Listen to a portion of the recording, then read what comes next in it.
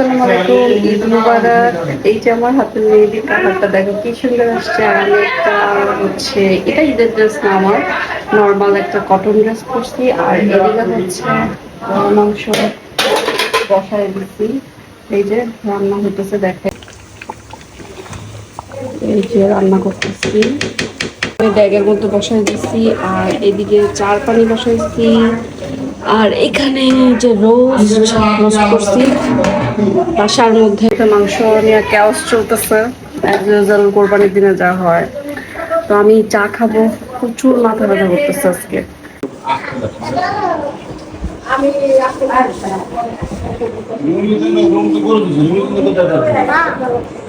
কি মাংস রান্না শেষ, মাংসের কালারটা দেখায়। আর মাংস কসাইদেরকে খাওয়ানো হবে, এই জন্য বাড়াবাড়ি হচ্ছে। এই যে মেইন কসাই।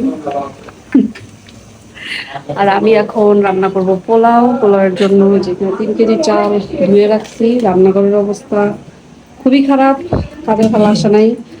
আর এই যে পাতিল। আরেকটা জিনিস রান্না করছে যেটা তোমাদেরকে দেখাইতে আমি ভুলে গেছি। আমার অবস্থা দেখো কি হয়েছে। যাই হোক, দেখো কি রান্না করছি। দেখো এখানে আছে কলিজার ভুনা। কলিজার ভুনাটা কেমন হয়েছে দেখো, খাবারটা শেষ। এই যে পোলাও রান্না শুরু করে দিচ্ছি। এটা যে মাঠ থেকে কঠিন,